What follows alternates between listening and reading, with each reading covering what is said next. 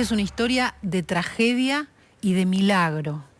Martina tiene hoy casi 3 años, pero en septiembre de 2014 su papá mató a su mamá, Paola, y las tiró a las 2 a una alcantarilla. Martina, sola en el desagüe, sobrevivió 80 horas. La beba tiene 1 año y 9 meses. Sobrevivió al lado del cadáver de su mamá por más de 3 días en una alcantarilla. El padre de la nena está detenido, acusado del crimen. Yo salí a barrer la vereda, miro, veo una zapatilla. La empleada de una panadería del barrio Villa Urquiza vio que se asomaban unas piernas dentro de una alcantarilla. Cuando levantaron la tapa de esa alcantarilla encontraron lo peor. Paola fue asesinada el 17 de septiembre de 2014 cuando salió del edificio para recibir la cuota alimentaria de Gonzalo Lizarralde, el padre biológico de la beba. Nunca va a pensar uno que una persona es tan mala. Entonces yo me acerco y cuando nos acercamos, la bebé había subido, estaba arriba de la mamá. Encontraron el cuerpo de Paola y encontraron a esta beba, una nena de 1 año y 9 meses que los miraba como pidiendo auxilio. La pudieron sacar de ese pozo, un pozo de 2 metros de profundidad, en donde hay aguas hervidas, donde hay contaminación. En el momento que la agarro y la levanto, se largó a llorar. Todavía tengo la mirada de ella cuando entré, que me miró. Y en este momento tiene lesiones punzocortantes en el tórax, en la base del cuello y en la espalda. Parece que estuvo mucho tiempo inconsciente, se golpeó fuerte la cabeza. Creo que tuvimos suerte hasta en un punto porque llovió en esos días y los médicos dicen que esa agua que cayó de la poca lluvia que hubo, quizás haya sido eso de lo que tomó Martina y por eso no estaba tan deshidratada como debería haberlo estado.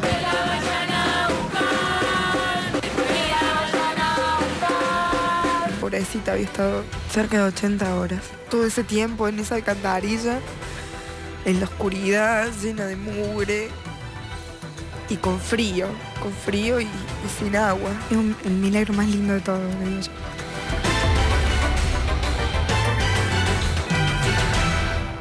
Marina es la hermana de Paola, tiene 25 años y vivía con ella cuando murió. Sí, y la ayudaba con la bebé cuando tenía que ir a trabajar, se la cuidaba o cuando tenía que ir a hacer estos trámites a tribunales para que la pudiera reconocer, para que pudieran tener la identidad, el apellido Martina, y que fue un trámite largo y demás, y bueno, estábamos siempre juntas. ¿Cómo llegó a relacionarse con Lizarralde, tu hermana? Se conocieron en el 2011 por Facebook. No tenían una relación, como uno dice, formal, ¿no? De conocernos todos, de conocer a su familia o cosas así.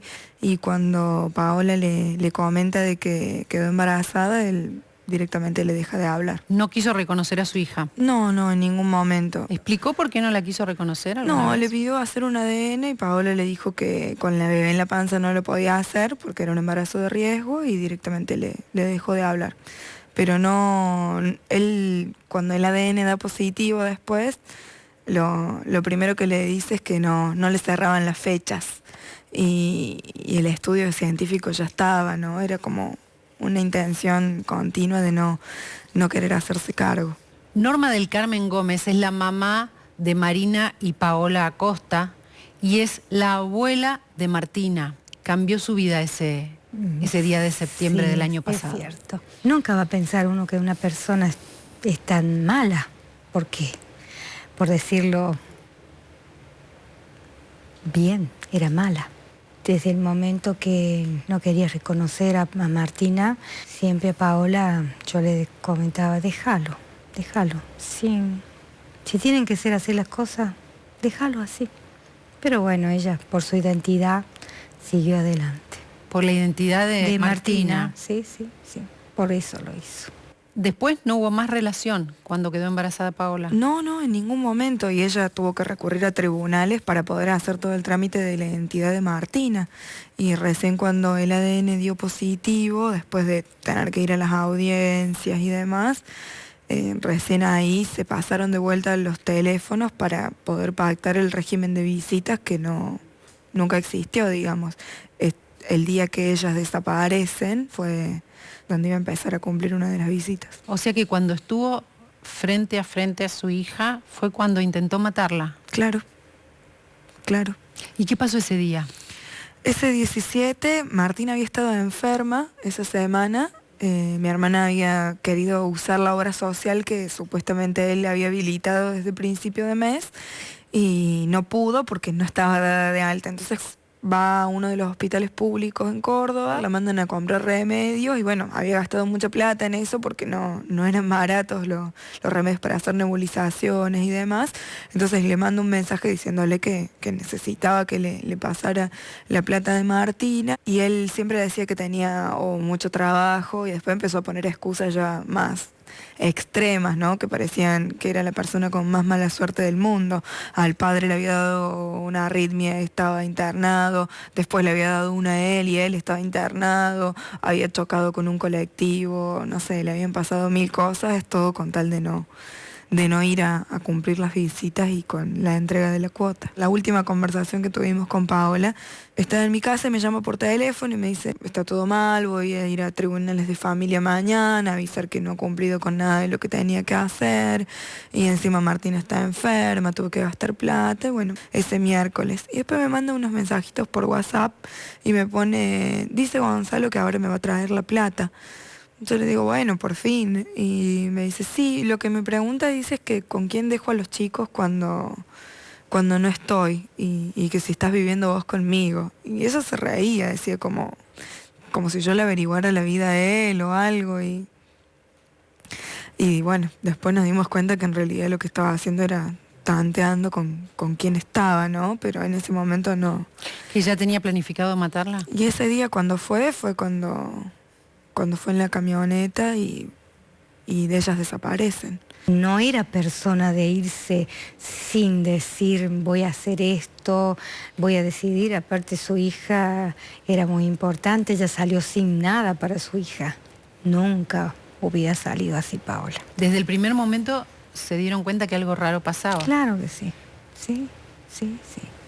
Al otro día a la mañana nos llama mi sobrino, el más grande, y nos dicen, tía, mi mamá no vino a dormir. Bueno, digo yo, a ver, seguro que se fue hasta tribunales o algo, le digo. Y agarro mi celular y la llamo y me dice, no, está acá el teléfono, está acá. Y cuando me dijo eso yo ya me asusté porque Paola nunca se iba así sin avisar. Y siempre si se iba a más de la esquina se llevaba su celular, una mochila con las cosas para Martina, lo básico, no sé. Y no había salido con nada, entonces ahí yo ya me asusté y empecé a llamar a todo el mundo y después corrimos a hacer la denuncia porque no sabíamos qué les había pasado. La denuncia era por la desaparición de Paola y de la beba Martina. Y de Martina, sí. Y yo cuando mi sobrino me avisa de que ellas no estaban, le digo, pásame el número de Gonzalo, le digo, y lo llamé ahí. Que fue la única vez que hablé por teléfono con él y le digo, ¿vos las viste anoche? Sí, me dice, estuve 10 minutos y me fui. Le digo, ¿te acordás cómo estaban vestidas? Porque te dijo que se iba a algún lado o algo, porque no las encontramos, no sabemos a dónde están. Y con vos es con la última persona que me dijo que se iba a ver. Me dice, no, creo que estaba toda vestida de negro y la nena de rosa, me dice, pero no las vi. Y ahí cortamos. Y a los 10 minutos nos llamó de vuelta y nos dijo, ay no, pero ahora que me acuerdo, se cruzó al frente con unos vecinos y se quedó ahí hablando porque no podían abrir la puerta, algo totalmente distinto a lo que me acababa de decir.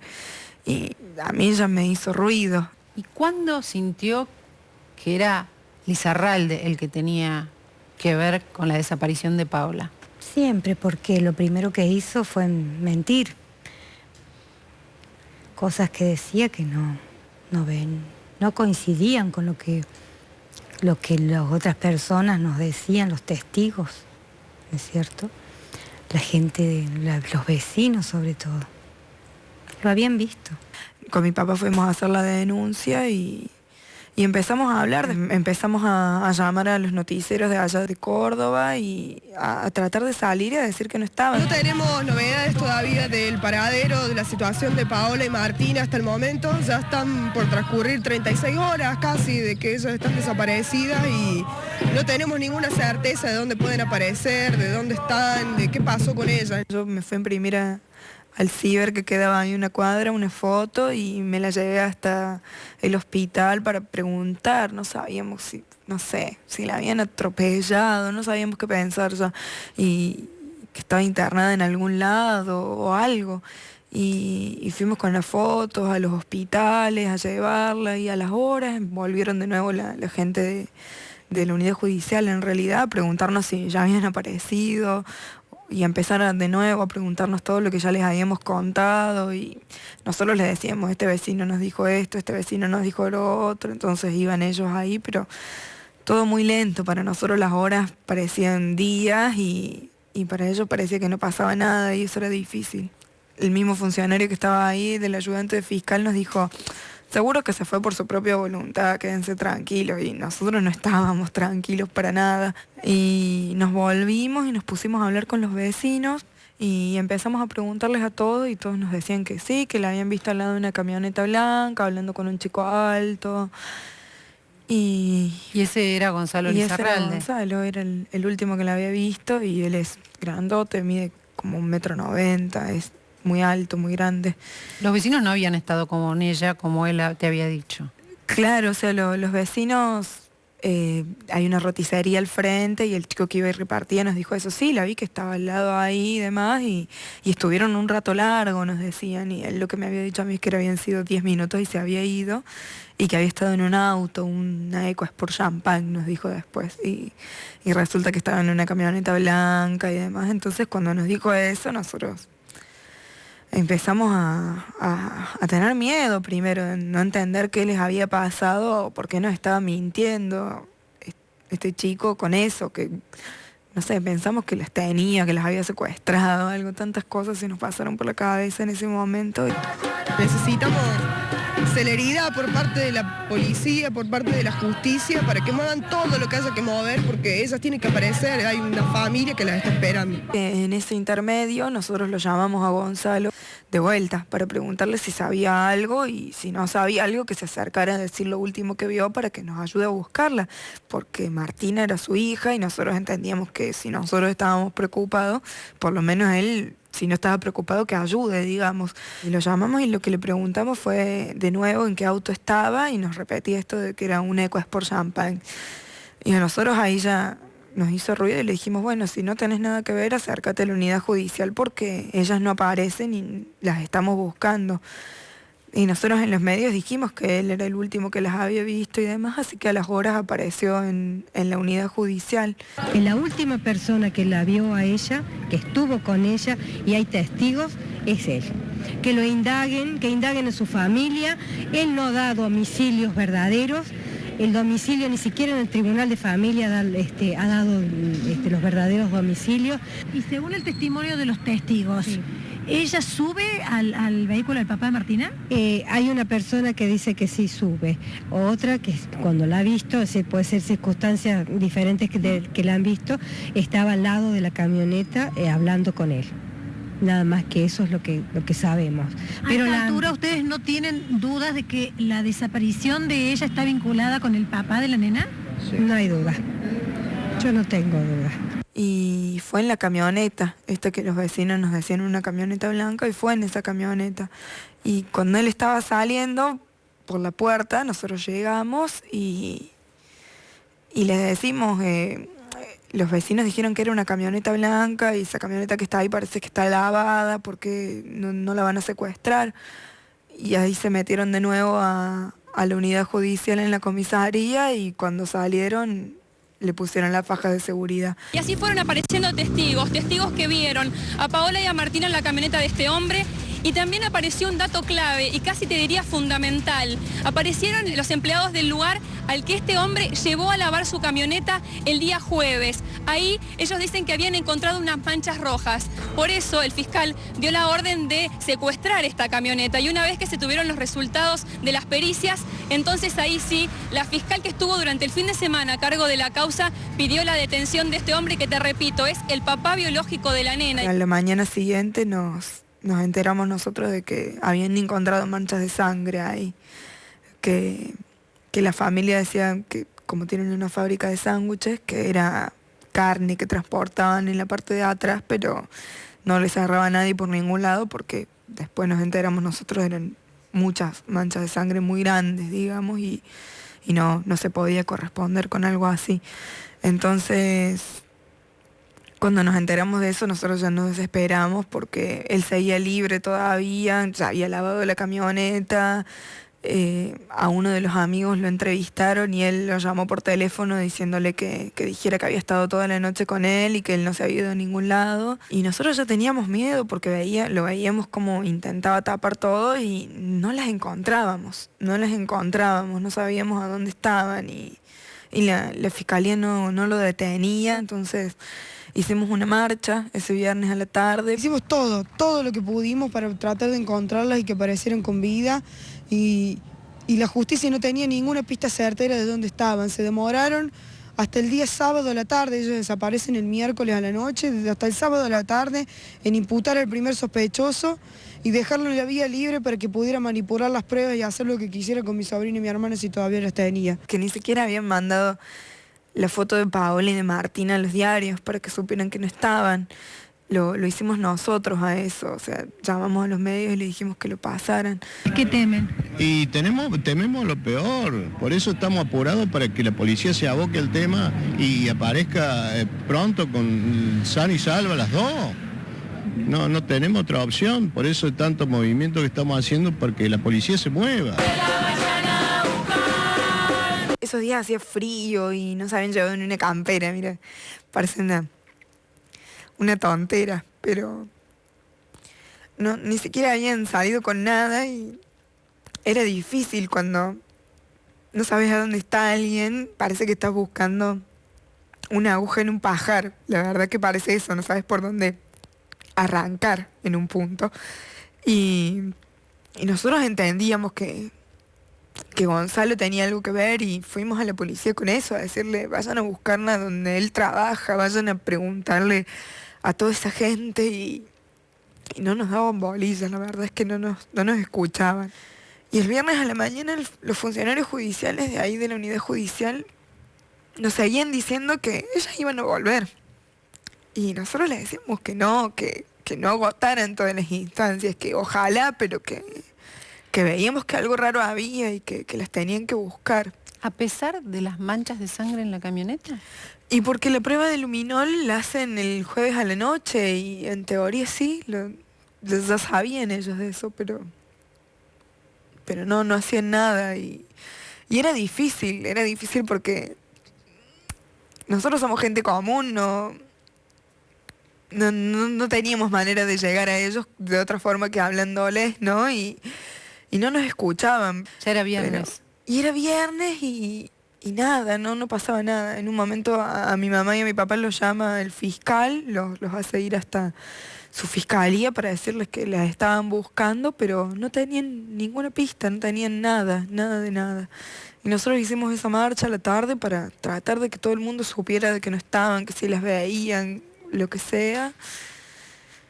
Y bueno, después el sábado fuimos a los parques a repartir fotitos de ellas diciendo que estaban desaparecidas y ese sábado a la tarde me llaman a mí desde la jefatura de policía de Córdoba, me dicen que a Gonzalo lo habían imputado ya y que lo habían detenido por esto y que el caso ya lo caratulaban como homicidio.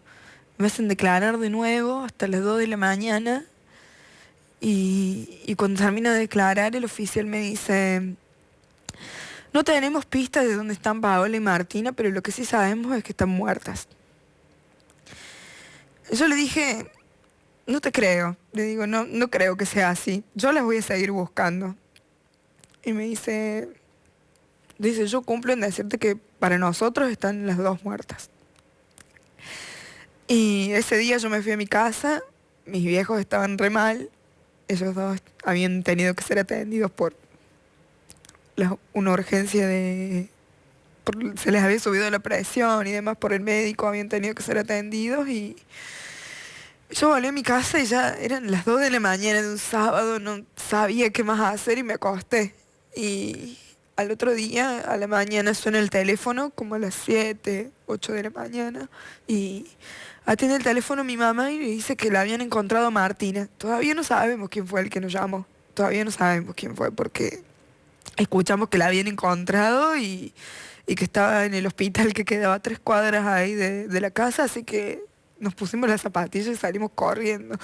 Las 3 cuadras más largas de toda mi vida, creo yo, y ahí estaba Martina. Martina llegó en el día de ayer en estado crítico, había recibido lesiones físicas y también una exposición en un ambiente inadecuado, con signos de hipotermia, con signos de deshidratación, por lo cual fue hospitalizada en nuestra terapia intensiva y fue revalorada con los métodos de diagnóstico más complejos.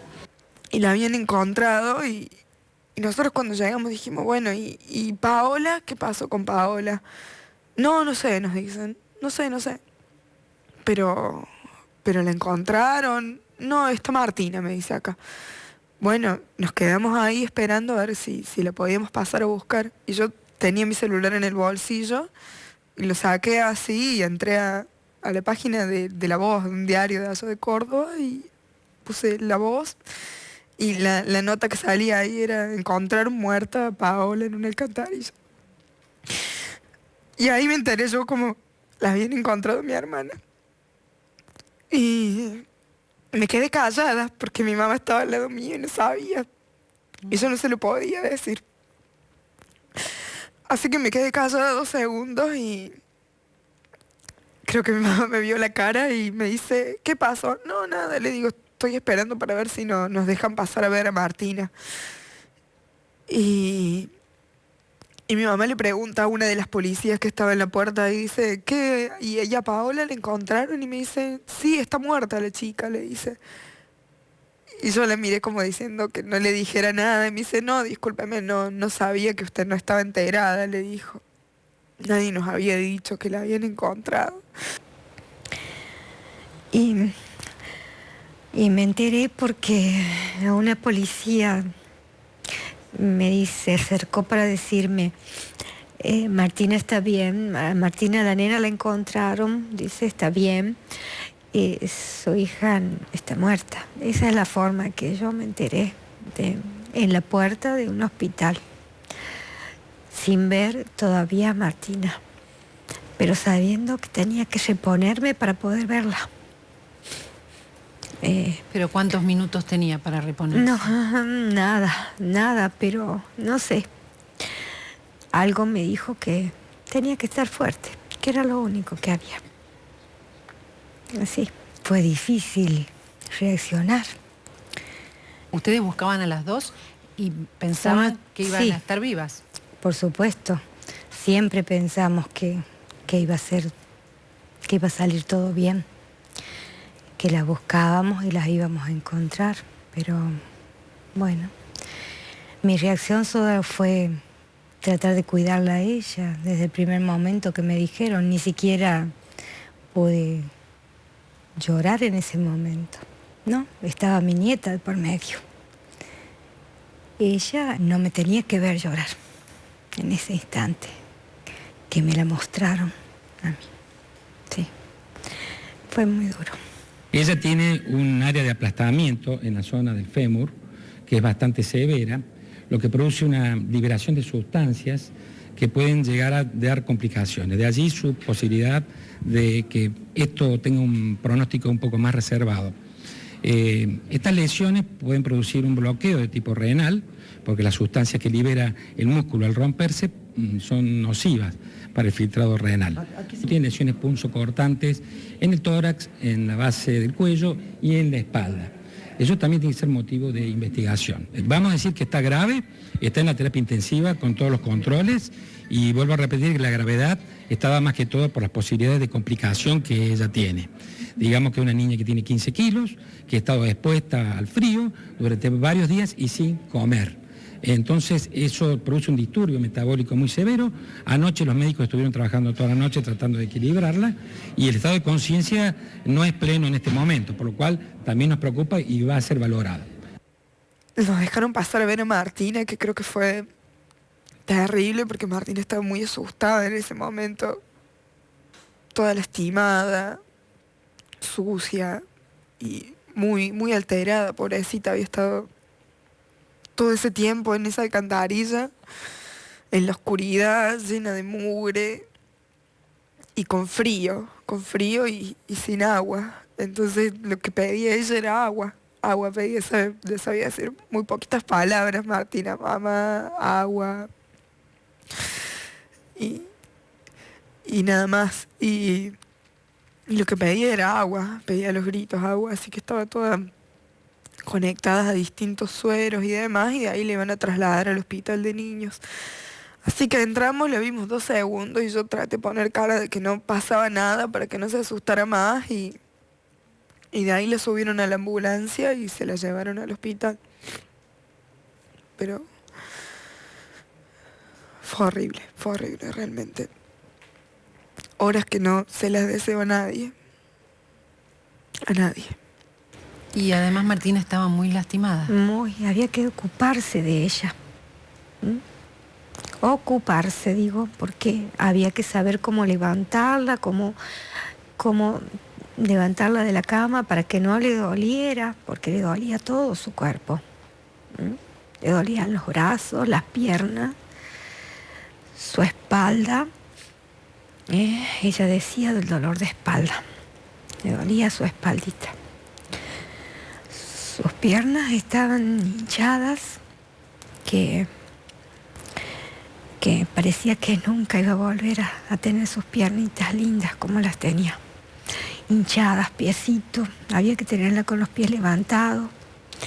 No, había que ocuparse de ella. Y reponerla. Tenían miedo de la gente, de cualquiera que entrara en la habitación. ¿En el hospital? Sí, tenía miedo de todo. Tenía miedo de la agresión, ¿no? Sí. ¿Y cómo hacían con ese miedo? ¿Cómo la calmaban? Hasta de las enfermeras tenía miedo. Y bueno, había que darle tiempo, tratar de hablarla, y siempre de la mano. Marina o yo teníamos que estar de la mano con ella para que ella pudiera aceptar que alguien le pusiera un termómetro, que alguien le tomara la presión. ¿No quería que la toquen? No quería que la tocaran, para nada. Sí. Y Martina tuvo 2 operaciones, es decir, digamos, porque tenían que limpiarle la herida que tenía, que la llevaron a quirófano, y claro, peor allí todavía reaccionó con que no quería que la tocaran más ya. O sea que tenían que estar al lado permanentemente para que pudieran curarla. Sí, salía Marina y entraba yo a la sala de terapia que estábamos, y luego seguimos igual, porque estábamos en una sala solitas las dos, pero está igual. El cuerpo estaba en esta alcantarilla, en la intersección de las calles Cipoli e Igualdad. En esa misma esquina se encuentra esta panadería. Casualmente, el padre de la nena y principal sospechoso del crimen era proveedor del comercio y conocía la zona. Si bien la policía investiga si el cuerpo fue arrojado el mismo miércoles a la noche, los vecinos no lo creen y sospechan que pudo haber sucedido horas antes. Siempre tiramos la basura en la alcantarilla, o sea, sin mirar. Tiramos a alguien, seguimos barriendo. Miro, veo una zapatilla, pero como hay tanta basura ahí abajo, como que no le doy importancia. Traigo más la basura para acá y cuando ya me asomo, veo una mano. Y me quedé helada. Digo yo, una persona de adentro no va a entrar a dormir, más por el olor que hay siempre ahí. Porque, o sea, ella me dice, no sé, se parece un muñeco, me dice, porque sí, estaba hinchada ya. Y vengo y la veo a la chica, y al lado veo un bultito como si fuera ropa. Y vengo, entro, llamo a la policía y vuelvo a salir. Cuando salgo venía ya la policía y el policía me dice, no la veo, está ahí al costado. Entonces yo me acerco y cuando nos acercamos, la bebé había subido, estaba arriba de la mamá. Es un milagro que viva esta nena. Es el milagro más lindo de todo, le digo yo. Más de 3 días estuvo ahí en la alcantarilla? Cerca de 80 horas. Es un montón de tiempo. Un montón de tiempo. Con frío, con hambre. Terrible. Pero con mucha fuerza se ve porque pudo. Porque pudo. Yo no sé si hubiera podido yo. Mucho tiempo. Mucho tiempo. ¿Por qué dijeron que sobrevivió? ¿Por el calor de la mamá? Por el calor de la mamá, y creen que no lloró porque la tranquilizaba despertarse en una de esas, estar ahí. Parece que estuvo mucho tiempo inconsciente, se golpeó fuerte la cabeza. Y yo creo en esa hipótesis, ¿no? De que si se despertó en algún momento, verla a su mamá ahí la debe haber tranquilizado un poco. Pero realmente no hay una explicación lógica del porqué, más que por su fuerza, y creo que hasta último momento mi hermana la cuida. Es realmente un lugar horrible donde les encontraron lleno de basura, y creo que tuvimos suerte hasta en un punto porque llovía en esos días, y los médicos dicen que esa agua que cayó de la poca lluvia que hubo, quizás haya sido eso de lo que tomó Martina, y por eso no estaba tan deshidratada como debería haberlo estado. Agua que caía a la alcantarilla. A la alcantarilla, sí. Sí, estuvo toda una semana en terapia intensiva tratando de recuperarse por eso, porque tomó agua de la calle. Y tenía hipotermia además. Sí, un grado de hipotermia muy grande. Tenía la pielcita clarita, como cuando uno... Se le notaban todas las venitas se le notaban cuando la encontraron. Tenía transparente casi la piel. ¿Cuánto tiempo estuvo internada en total? Estuvo 15 días. Yo siempre digo un mes, pero fueron 15 días. Pasa que fueron eternos también esos días ahí. Sobre todo cuando estuve en terapia, porque estaba conectada a sondas, con un día que estuvo todo el día dormida por los calmantes, porque Martina cuando respiraba inflaba el pecho así de grande, estaba muy asustada muchos días. Así que la tuvieron que poner un calmante, y tenía 2 heridas abiertas acá en la zona del pecho, y eso tenían miedo de que se infecte todavía más y demás. Tuvo que ser operada, tuvo más de 20 puntos ella en el cuerpo, de los puntazos que tenía en el cuerpo, y tenía toda una parte un lado del cuerpo todo raspado. No sabemos si es del mismo golpe o del frío también, que del mismo estar apoyada de uno de sus lados, estaba toda raspada, y eso con cremas y demás se le fue, y lo que tiene son las cicatrices cerca del cuello, el pecho y la espalda que tiene. ¿Por qué sobrevivió?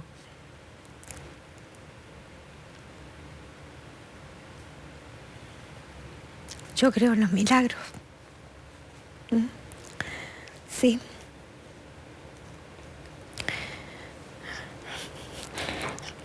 Tuvo una fuerza inusitada. Muy grande. Más de 3 días abandonada en un lugar muy feo. Sí, muy feo. Y con todas las infecciones que las tuvo porque estuvo mucho tiempo con un desarreglo que no podían tratarlo, y que le daban medicamentos fuertes para ella, y así salió. Sí, pero la fuerza que ella tiene es increíble, ha sido increíble. Por eso no nos podemos dar el lujo de decir que bajamos los brazos, o que yo bajo los brazos para no cuidarla. No, es lo mejor que hay, lo que está, y lo que su mamá me hubiera pedido es que la cuide. Ella la cuidaba mejor que yo, pero bueno, trato de hacer lo que mejor puedo. ¿Ella se recuperó totalmente de las heridas? Sigue con porque la herida funciona como una quemadura que se hace alta, ¿no es cierto? Le pasan un rodillito que le hacen, ¿no es cierto? Y una crema que continuamente la está usando para que no sea tanto la cicatriz de su herida curada, o sea, sanado pero... ¿Ella tiene rehabilitación por cuánto tiempo? Todavía no nos han dado No se el sabe. alta. Va ahora una vez por semana, pero iba 2 veces. Cuando estaba allá la hacían en el hospital mismo. Y la psicóloga que también sigue con la psicóloga. 2 sentimientos encontrados, los 2 muy intensos. Un dolor profundo por lo que le había pasado a tu hermana y la alegría de haber encontrado a Martina y la responsabilidad. Sí, ni hablar, era una cruza constante. Yo creo que lo principal era sacar fuerzas adelante porque había 3 nenes que se habían quedado sin su mamá y no había tiempo para hacer duelo todavía. Había que ponerse con la frente en adelante y mirarla a ella y decirle que iba a estar todo bien. Era eso lo importante porque ella necesitaba ese apoyo. Ella necesitaba que... Los primeros días cuando Martina estuvo internada, estuvo sola. Y nosotros fuimos a hablar con los psicólogos y a decirle que queríamos estar en terapia intensiva. No se puede estar en terapia intensiva en el hospital. Queríamos estar con ella acompañándola porque había estado sola 4 días y para nosotros necesitaba compañía, necesitaba estar con alguien que conociera. Y después nos dejaron quedarnos ahí y eso le ayudó mucho porque estaba más tranquila. O sea que después del susto tan espantoso Sí. y de la alcantarilla y de haber visto que mataban a la mamá, además, Sí. después de eso estuvo sola en terapia intensiva, seguramente también asustada. Sí, estuvo el primer día sedada casi, con calmantes, dormida, y después el otro cuando se empezó a despertar y demás fue cuando pedimos que nos dejaran quedarnos ahí porque ella necesitaba que estuviera alguien, que una cara conocida, de tener cerca. Martina es una nena muy fuerte por dentro y creo que entendió muchas de las cosas que pasaron. No lo vamos a saber nunca del todo porque no hablaba ella y creo que ha decidido tomar su realidad desde ese momento en adelante, ¿no? Porque nunca hace referencia a su mamá, nunca hace referencia a nada parecido. Pero seguramente ve fotos de la mamá en tu casa. Pero no lo recuerda, o sea, no pregunta dónde está, no lo pregunta. Entonces para nosotros ella ha entendido algo. Y nosotros tratamos de acompañarla y de darle todo el amor que su mamá le daba, aunque no se puede igualar. Pero creo que en el momento cuando pasó todo había que mostrarle que por más que fuera tan fuerte el dolor adentro, que estaba todo bien y que iba a estar bien ella, iba a salir adelante. Y la gente en eso nos ayudó un montón porque cuando pasó todo el mundo le venía a traer regalos y una palabra de aliento para nosotros. Eso ayudó mucho a no caerse, ¿no? Porque... A todos en la familia fue muy difícil, muy y a difícil. Martina también. Sí. Ver que le hacían regalos, festejos, que era querida. Que todo el mundo venía y la saludaba. Siempre le pasó igual, cuando andaba con Paola en su cochecito y salía a la verdulería, volvía con un caramelo de regalos. Era muy simpática y la gente siempre le llamaba la atención la gordita del cochecito que se iba riendo para todos lados. Y sigue siendo así. Y eso le ayudó mucho también. Tenía cosas nuevas con las que jugar, tenía todo. Y lo que le faltaba era su mamá y sus hermanos, porque con sus hermanos ella estaba todo el tiempo en su casa y estuvo 2 semanas sin verlos hasta que la pudieron ir a visitar, ¿no? Y cuando los vio se le iluminó la cara. Fue como el final de la recuperación, le digo yo siempre, porque fue lo que le faltaba para terminar de sentirse bien, ¿no? Y fue muy difícil también para ellos dos, porque sentir también el dolor de haberse enterado de todo, de haber entendido todo más que Martina, desde que su mamá no estaba hasta que la encontramos y lamentablemente entender de que su mamá no iba a volver fue difícil también para ellos, que eran un poquito más grandes. Y sin embargo también fueron y abrazaron a su hermana como diciéndole que va a estar todo bien. Y creo que eso fue lo que terminó de ayudar a que Martina se recupere del todo. En ese momento, ¿no? que era cuando más le hacía falta. Y Marina le pone mucha fuerza. Mucha fuerza. Ella, yo siempre digo, yo me dedico a Martina en casa y todo lo que... Vos ocupate de lo que hay que hacer, porque hay muchas cosas para hacer que a veces se nos irían de las manos si ella no pusiera su fuerza. Por ejemplo, la causa judicial que terminó con una condena a cadena perpetua. Claro, eso ella lo consiguió. Sí, porque la fuerza que tiene ella con la gente que está con ella, con el partido que a nosotros nos defendió muchísimo. Porque si ellos no hubiesen estado frente a la comisaría con nosotros, hubiésemos sido un caso más para más largo tiempo. Sí. E imponerle para su tratamiento penitenciario la pena de prisión perpetua.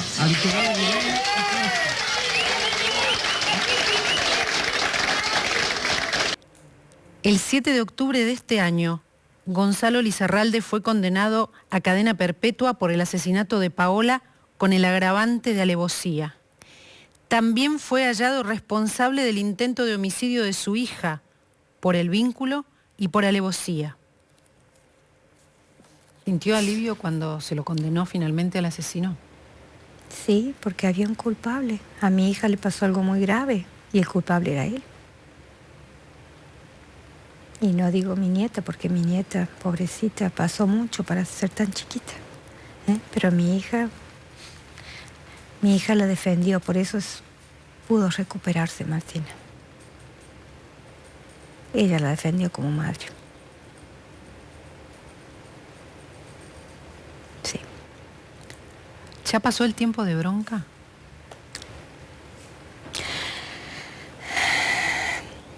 Sí, no, porque cuando todos los meses, cuando digo que recuerdo, hay un momento que uno dice, no tenía necesidad de tanta hazaña. Vuelve la rabia. Vuelve la rabia, vuelve a decir, ¿por qué si mi hija tenía tanto por dar? Para mí él no tenía nada por dar, entonces no le importaba la vida. Eso es lo que yo pienso. Logramos que se eleve a juicio la causa y el 7 de octubre se lo condenó perpetua, Y creo que eso es una mochila menos para la familia, porque era difícil seguir adelante también con esa carga de saber qué iba a pasar. Y también creo que una tranquilidad para los tres nenes, para saber que van a poder hacer su vida tranquilos sin miedo de que quien les hizo tanto daño esté libre. Eso fue una tranquilidad para los más grandes, creo, para nosotros, y para saber que ellos tres iban a poder estar bien. ¿De dónde sacaste fuerza? Para los días que vinieron después, para sonreírle a Martina, para trabajar en esta causa y condenar al asesino. Yo cuando me levantaba lo tenía a Martina al lado mío, y eso era la batería más grande.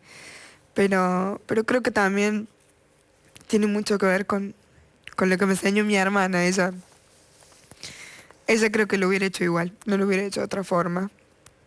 Si le hubiera tocado estar en mi lugar y pensar en eso y pensar en ella y todo el amor que siempre nos dio y nos daba, era lo que te hacía levantar todos los días, lo que te hace levantar todos los días y saber que tenés que seguir adelante, porque yo me podría haber quedado a llorar en mi casa y dejar las cosas como estaban, pero no era justo para Martina, ni para Agustín, ni para Tomás. Y mi hermana siempre peleó por lo mejor para ellos. Y yo no podía hacer otra cosa, no podía. Entonces, todos los días que me levantaba pensaba en eso. Y lo sigo haciendo porque es lo que te ayuda a seguir. También es mucho apoyo, ¿no? No es algo que uno hace solo por impulso, sino que hay mucha gente que cuando te estás cayendo te ayuda a levantarte. Y eso es lo principal. Porque cuando pasan cosas malas en la vida, a veces uno dice tengo muchos amigos, ¿no? Pero cuando pasan cosas malas uno se da cuenta quiénes verdaderamente valen, y esa es la gente que te ayuda a salir y a seguir y eso es lo importante. Yo creo que una sonrisa de Martina hoy vale más que todo, y siempre les digo que a mis 3 sobrinos, a los 6 que tengo en realidad, siempre le esperan días hermosos y llenos de amor, y a ella sobre todo, por todo lo que pasó. Que nosotros no, todos los días, desde que nos levantamos en casa, es pensando qué es lo mejor para Martina, qué podemos hacer hoy para que Martina esté bien. Y eso es lo que a uno lo ayuda a seguir. Martina, ¿cómo se maneja con esto de no tener mamá y papá? ¿A ustedes les dice tía Marina, a la abuela? ¿Cómo a mí Martina antes me decía mamá, porque no sabía hacer muchas palabras, y le decía mamá a su mamá y a mí. Y cuando pasó esto, yo le dije que me empezara a decir tía. Como no le salía, me dice titi. Y a su abuela también le dice Lala. Y está muy apegada a ella, muy apegada a su abuela. Siempre fue su locura, su abuela. Cuando venía a visitarla era uno de los días más contentos de Martina. Y se apegaron mucho la una a la otra, porque mamá también tuvo días muy difíciles. Y tener a Martina ahí creo que fue un 50% de toda la terapia. Me levanto, los recuerdo todo lo feo, pero se levanta Martina y es otra vida. Es otro sentimiento. El que viene, el de seguir adelante y de estar con ella, y cualquier gesto de ella es importante. Para mí, para nosotros. Van a venir tiempos difíciles cuando ella haga preguntas, ¿no? Sí, pero creo que lo principal es no ocultarle las cosas, tampoco de hacérselas tan crudas como pasaron, pero Martín estuvo ahí y para nosotros algo se debe acordar. Entonces, que haya preguntas es solamente tratar de encontrar la forma que tenga buenos recuerdos de su mamá, y que no la pierda de su memoria, porque es su mamá y siempre lo va a hacer, por más que nosotros le demos todo el amor que ella hubiera podido darle. El amor de una madre no se cambia, ¿no? Por ahora no le contás nada de su mamá, porque no pregunta. No pregunta, vamos paso a paso con todo. Entonces tratamos de, si ve las fotos, ver qué reacción tiene y demás, pero no. Norma, ¿alguna vez se imagina el futuro suyo, de Martina, de Marina, de su hija? Sí. Hasta los 15 he pedido a Dios que me dé fuerzas para estar con ella. Quiero verla, quiero disfrutar de ella, de Martina. Y a Marina, bueno, a Marina, así como nosotros la acompañamos en cada salida con ella, que tiene ella, quiero tenerla siempre cerca. Somos las 3 en fuerza. Son muy unidas. Sí. Vamos a hacer una pausa ahora, venimos enseguida. Y hoy usted se dedica mucho a ella. Sí, lo debo hacer. Sí. Y no me cuesta. No me cuesta. ¿Y está orgullosa? Como Paola de su hija, usted es su nieta. Sí, por supuesto que sí. Muy orgullosa, sí.